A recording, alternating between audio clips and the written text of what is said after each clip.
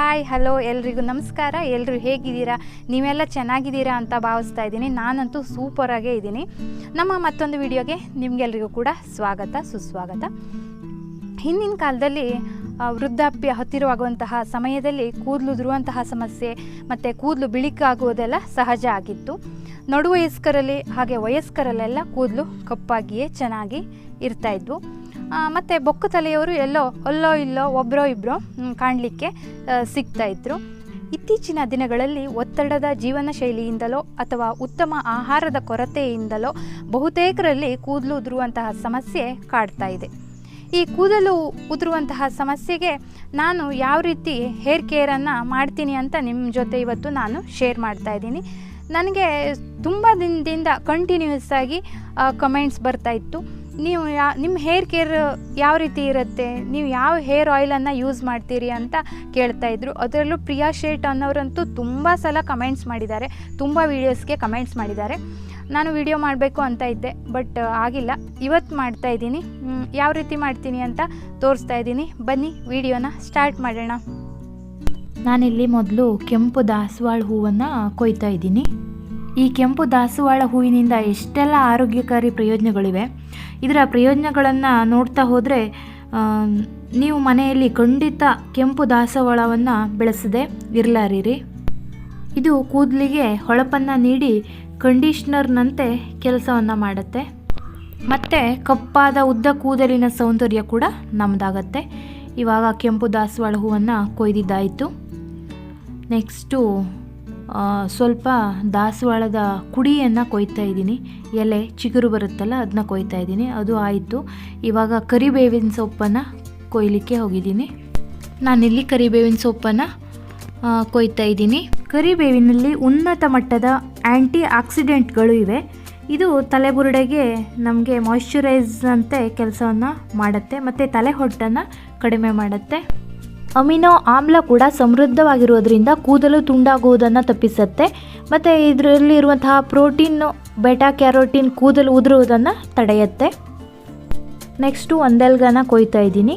ಒಂದೆಲ್ಗ ಕೂದಲು ಉದುರುವುದನ್ನು ತಡೆಯುತ್ತದೆ ಮತ್ತು ತಲೆಬುರುಡೆಗೆ ಪೋಷಣೆ ನೀಡುವುದರಲ್ಲಿ ಪ್ರಮುಖ ಪಾತ್ರವನ್ನು ವಹಿಸುತ್ತದೆ. ಕೂದಲು ಬೆಳೆಯಲು ತುಂಬ ಸಹಕಾರಿಯಾಗಿದೆ.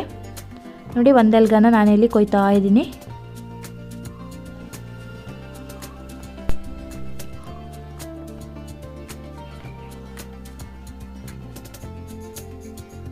ಹಾಗೆ ಇಲ್ಲಿ ಅತ್ತೆ ಹೊನಗನೆ ಸೊಪ್ಪಿನ ಕುಡಿಯನ್ನು ಕೊಟ್ಟಿದ್ದಾರೆ.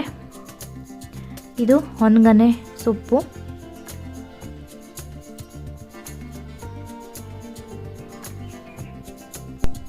ನಾನಿವಾಗ ಭೃಂಗರಾಜ ಕೊಯ್ತಾ ಇದ್ದೀನಿ. ಭೃಂಗರಾಜ ನೆತ್ತಿಯ ಚರ್ಮದಲ್ಲಿ ರಕ್ತ ಪರಿಚಲನೆಯನ್ನು ಹೆಚ್ಚಿಸುತ್ತದೆ ಮತ್ತು ಕೂದಲ ಬುಡಗಳಿಗೆ ಅಗತ್ಯ ಪೋಷಕಾಂಶಗಳನ್ನು ಒದಗಿಸುತ್ತದೆ. ನೋಡಿ, ಭೃಂಗರಾಜ ಇವೆಲ್ಲ.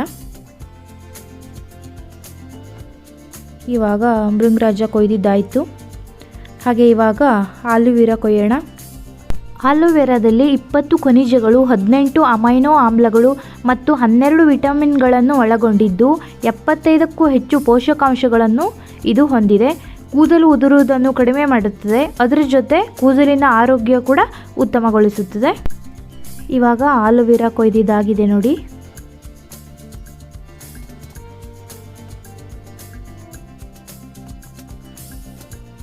ಹಾಗೆ ನಾನಿಲ್ಲಿ ತುಳಸಿನ ಕೊಯ್ಕೊಂಡು ಬಂದಿದ್ದೀನಿ ನೋಡಿ.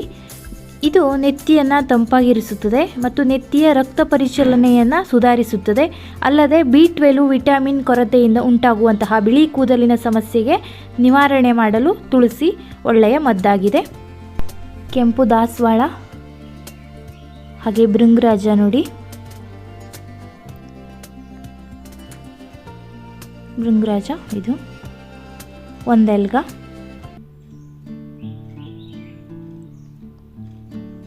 ಅನಂತರ ಹೊನಗನೆ ಸೊಪ್ಪು, ತುಳಸಿ, ಆಲೂವೆರಾ, ದಾಸವಾಳ ಕುಡಿ ಹಾಗೆ ನೆಲ್ಲಿಕಾಯಿ. ನೆಲ್ಲಿಕಾಯಿ ಕೂದಲಿನ ಬೆಳವಣಿಗೆಗೆ ನೆರವಾಗುತ್ತದೆ ಮತ್ತು ತಲೆ ಹೊಟ್ಟು ನಿವಾರಿಸುತ್ತದೆ. ಕೂದಲು ತುಂಬ ಬಲ ಮತ್ತು ಆರೋಗ್ಯವಾಗಿರಿಸುತ್ತದೆ. ಹಾಗೆ ಮೆಂತೆ ನೋಡಿ.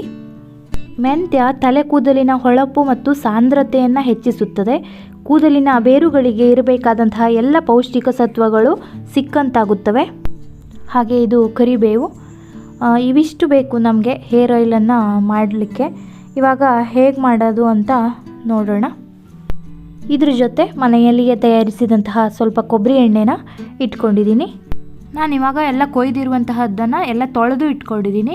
ದಾಸವಾಳ, ಕರಿಬೇವು, ಆಲೂವಿರ, ತುಳಸಿ, ಒಂದೆಲ್ಗ, ಹೊನ್ಗನೆ, ಭೃಂಗರಾಜ, ಮೆಂತ್ಯ, ಮಲ್ಲಿಗೆ ಹೂ, ನೆಲ್ಲಿಕಾಯಿ ಇವನ್ನೆಲ್ಲ ಒಂದು ಮಿಕ್ಸಿ ಜಾರ್ಗೆ ಹಾಕ್ತಾಯಿದ್ದೀನಿ. ಅದ್ರ ಜೊತೆಗೆ ನೋಡಿ ಮೆಂತ್ಯ ಮತ್ತು ತೆಂಗಿನೆಣ್ಣೆ ಕೂಡ ಹಾಕ್ತಾಯಿದ್ದೀನಿ. ಇದನ್ನ ಇವಾಗ ರುಬ್ಕೋಬೇಕು. ನೋಡಿ ಗ್ರೈಂಡ್ ಮಾಡಿದ್ದಾಗಿದೆ, ಈ ಥರ ಇದೆ. ಇವಾಗ ಇದನ್ನ ಒಂದು ಬೌಲ್ಗೆ ಹಾಕ್ಕೊಳ್ಳೋಣ. ಒಂದು ಬೌಲ್ಗೆ ಹಾಕ್ಕೊಂಡು ಇದನ್ನ ಸಣ್ಣ ಉರಿಲಿ ಬೆಂಕಿಲಿ ಕಾಯಿಸಲಿಕ್ಕೆ ಇಡಬೇಕು. ಆವಾಗ ಸ್ವಲ್ಪ ತೆಂಗಿನೆಣ್ಣೆ ಹಾಕ್ಕೊಂಡಿದ್ದೆ, ಇವಾಗ ಮತ್ತೊಂದು ಸ್ವಲ್ಪ ತೆಂಗಿನೆಣ್ಣೆನ ಹಾಕ್ತಾಯಿದ್ದೀನಿ. ಇದನ್ನ ಸಣ್ಣ ಉರಿಲಿ ಕುದಿಸ್ಕೋಬೇಕು.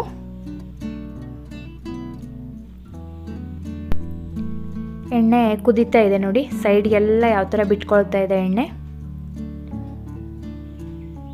ಸಣ್ಣ ಉರಿ ಇದೆ ನೋಡಿ, ಗ್ರೀನ್ ಕಲರಲ್ಲಿ ಬಂದಿದೆ ಎಣ್ಣೆ ಎಲ್ಲ. ನೋಡಿ ಯಾವ ಥರ ಬಿಟ್ಕೊಳ್ತಾ ಇದೆ ಅಂತ. ನಮಗೆ ಬೇಕಾಗಿರೋದು ಇದೆಯಾ ನೋಡಿ. ಈಗ ಕುದ್ದ ನಂತರದಲ್ಲಿ ಗ್ರೀನ್ ಕಲರ್ ಎಣ್ಣೆ ಬಂದಿದೆಯಲ್ಲ, ಇದನ್ನ ನಾವು ಶೇಖರಣೆ ಮಾಡಿ ಇಟ್ಕೋಬೇಕು. ಇವಾಗ ಒಲೆಯಿಂದ ಕೆಳಗೆ ಇಳಿಸಿ ಇಟ್ಕೊಳ್ಳೋಣ. ಇವಾಗ ರೆಡಿಯಾಗಿದೆ ನೋಡಿ, ಇದು ಈ ಥರ ಬರುತ್ತೆ ರೆಡಿ ಆದ ಕೂಡಲೇ. ಕುದಿಸಿ ಎಣ್ಣೆ ಇಟ್ಕೊಂಡಿದ್ವಲ್ಲ, ಇದನ್ನ ನಾನಿವಾಗ ಸೋಸ್ತಾ ಇದ್ದೀನಿ. ಈ ಜಿಗುಟಿದೆ ಅದನ್ನೆಲ್ಲ ಚೆನ್ನಾಗಿ ಸೋಸ್ಕೋಬೇಕು. ಅದರೊಳಗೆಲ್ಲ ಎಣ್ಣೆ ಇರುತ್ತೆ ನೋಡಿ, ಈ ಥರ ಮಾಡಿ ಸೋಸ್ಕೊಂಡಿದ್ದೀನಿ.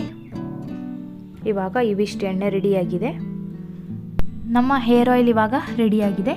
ಹಾಗೆ ಇಲ್ಲಿ ನಾನು ಅತ್ತೆ ಇಬ್ಬರು ಅಂಟ್ವಾಳ ಕಾಯಿನ ಆರಿಸ್ಕೊಂಡು ಹೋಗಲಿಕ್ಕೆ ಬಂದಿದ್ದೀವಿ. ನಮ್ಮ ಕಡೆ ಇದಕ್ಕೆ ಅಟ್ಲಕಾಯಿ ಅಂತ ಹೇಳ್ತೀವಿ. ಈ ಅಂಟ್ವಾಳ ಕಾಯಿಯಲ್ಲಿ ಆ್ಯಂಟಿ ಬ್ಯಾಕ್ಟೀರಿಯಲ್ ಮತ್ತು ಆ್ಯಂಟಿ ಫಂಗಲ್ ಗುಣಲಕ್ಷಣಗಳು ಇವೆ. ಇದರಿಂದ ಸೋಂಕು ಆಗುವುದಿಲ್ಲ. ನೈಸರ್ಗಿಕ ಶಾಂಪೂ ಇದು. ಸ್ಮೂತಾಗಿ ರೇಷ್ಮೆಯಂತಹ ಹೊಳಪು ಹೇರ್ಗೆ ಬರುತ್ತೆ. ನೋಡಿ ಇವಿಷ್ಟು ಆರಿಸಿದ್ದೀವಿ. ಓಕೆ ನೋಡಿ, ಇವಾಗ ಹೇರ್ ಆಯಿಲ್ ರೆಡಿಯಾಗಿದೆ. ನೋಡಿ ಯಾವ ರೀತಿ ಯಾವ ಕಲರ್ ಇದೆ ಅಂತ ತೋರಿಸ್ತಾ ಇದ್ದೀನಿ. ಸ್ವಲ್ಪ ಗ್ರೀನಲ್ಲಿ ಬಂದಿದೆ ನೋಡಿ. ನೋಡಿ ಕಾಣಿಸ್ತಾ ಇದೆಯಾ? ಕಾಣಿಸ್ತಾ ಇದೆ ಅಂತ ಅನ್ಕೋತೀನಿ. ನೋಡಿ ಹೇರ್ ಆಯಿಲು ರೆಡಿಯಾಗಿದೆ. ಇವಾಗ ಯಾವ ರೀತಿ ಅಪ್ಲೈ ಮಾಡೋದು ಅಂತ ನೋಡೋಣ.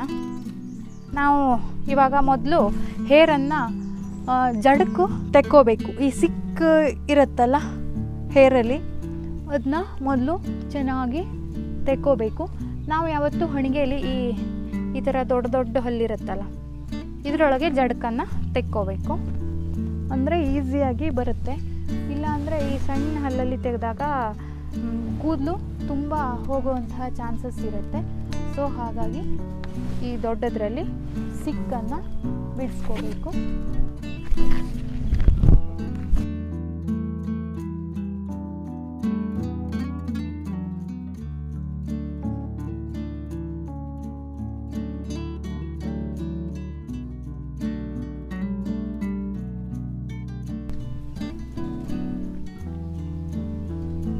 ಓಕೆ ನೋಡಿ, ಇವಾಗ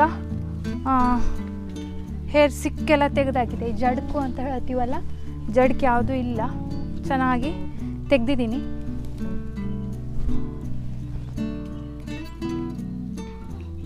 ಇವಾಗ ಹೇರ್ ಆಯಿಲನ್ನು ಅಪ್ಲೈ ಮಾಡೋಣ. ಈ ಹೇರ್ ಆಯಿಲನ್ನು ನಾವು ಈ ಕೈ ಬೆರಳಿರುತ್ತಲ್ಲ, ಇದ್ರ ಸಹಾಯದಿಂದ ಈ ಥರ ಮಸಾಜ್ ಮಾಡಬೇಕು. ಮೊದಲು ತಲೆಗೆ ಬುಡಕ್ಕೆ ಆಯಿಲ್ ಹಾಕ್ಕೊಂಡು ಮಸಾಜ್ ಮಾಡ್ಕೋಬೇಕು.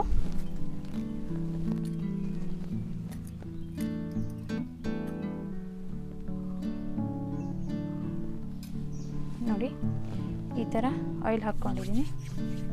ನೋಡಿ ಫುಲ್ ಹಚ್ಕೊಂಡಿದ್ದೀನಿ. ಈ ಥರ ಮಸಾಜ್ ಮಾಡೋಣ. ಕೂದಲಿನ ಬುಡಕ್ಕೆ ಚೆನ್ನಾಗಿ ಆಯಿಲು ತಾಗಬೇಕು. ಒಂದು 2 ಮಿನಿಟ್ಸ್ ಆದರೂ ಈ ಥರ ಮಸಾಜ್ ಮಾಡಬೇಕು. ಈ ಥರ ಹೀಗೆ ತಿಕ್ತೀವಲ್ಲ, ಈ ಥರ ತಿಕ್ಕಬಾರ್ದು. ಹೇರ್ನ ಯಾವತ್ತು ಈ ಫಿಂಗರ್ಸಲ್ಲೇ ತಿಕ್ಕಬೇಕು. ಈ ಥರ ಮಸಾಜ್ ಮಾಡಬೇಕು. ನೋಡಿ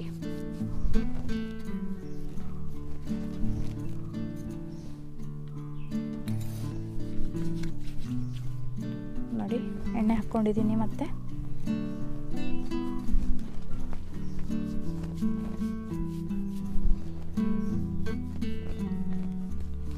ಈ ಥರ ಮಸಾಜ್ ಮಾಡೋದ್ರಿಂದ ರಕ್ತ ಸಂಚಾರ ಕೂಡ ಚೆನ್ನಾಗಿ ಆಗುತ್ತೆ.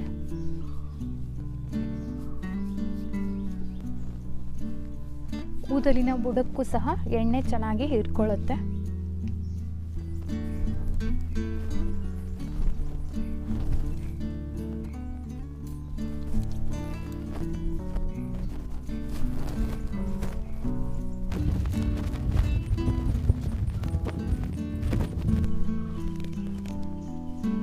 ವಾರಕ್ಕೆ 2 ಸತಿ ಆದರೂ ಈ ಥರ ಆಯಿಲ್ ಹಾಕಿ ಮಸಾಜ್ ಮಾಡ್ಕೋಬೇಕು.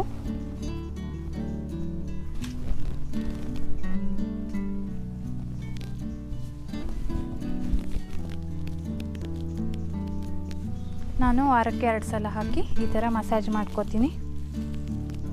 ಕೂದಲಿನ ಬುಡಕ್ಕೆ ಹಾಕಿ ಮಸಾಜ್ ಮಾಡಿದ್ದಾಯಿತು.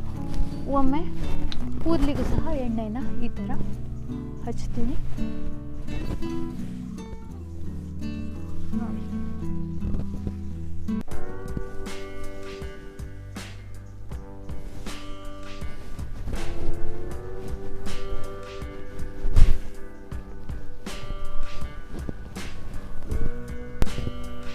ಕೂದಲಿಗೆ ಚೆನ್ನಾಗಿ ಆಯಿಲ್ ಹಚ್ಕೊಂಡಿದ್ದಾಯಿತು. ಇವಾಗ ನಾನು ಇಲ್ಲಿ ಮುಡಿ ಹಾಕ್ಕೊಳ್ತಾ ಇದ್ದೀನಿ. ಈ ಥರ ಎಣ್ಣೆ ಹಚ್ಕೊಂಡು ಒಂದು ಅರ್ಧ ಗಂಟೆ ಬಿಡ್ತಾ ಇದ್ದೀನಿ. ಹಾಗಾಗಿ ಮುಡಿನ ಹಾಕ್ಕೋತಾ ಇದ್ದೀನಿ.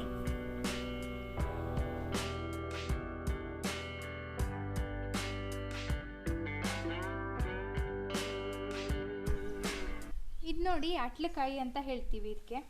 ಆಗ ಅಲ್ಲಿ ಅತ್ತೆ ಆರಿಸ್ತಾ ಇದ್ರಲ್ಲ ಅದನ್ನೇ ಇದು ನೋಡಿ. ನಾನು ತಲೆಗೆ ಇದನ್ನೇ ಯೂಸ್ ಮಾಡ್ತೀನಿ, ಶಾಂಪು ಯಾವುದು ಹಾಕಲ್ಲ. ಇದನ್ನ ಇವಾಗ ಜಪ್ಪು ಇಟ್ಕೊಳ್ತಾ ಇದ್ದೀನಿ. ಜಪ್ಪಿ ನೀರಿಗೆ ಹಾಕ್ಕೊಂಡ್ರೆ ಚೆನ್ನಾಗಿ ನೊರೆ ನೊರೆ ಬರುತ್ತೆ. ತಲೆಗೆ ಎಣ್ಣೆ ಅಂಶ ಎಲ್ಲ ಚೆನ್ನಾಗಿ ಹೋಗುತ್ತೆ.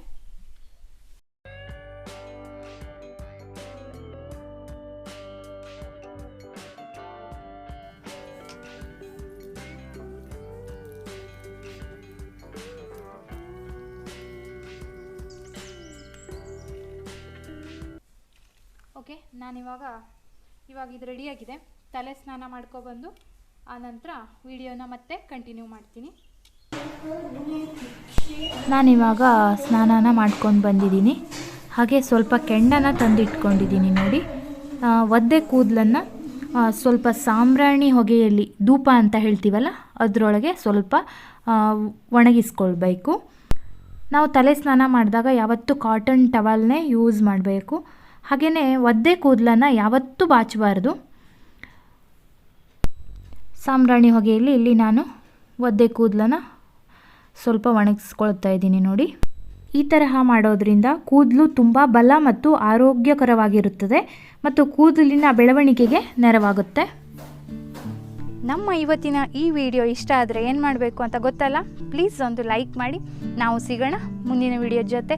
Thank you for watching. Thank you so much. ಎಲ್ರಿಗೂ ನಮಸ್ಕಾರ.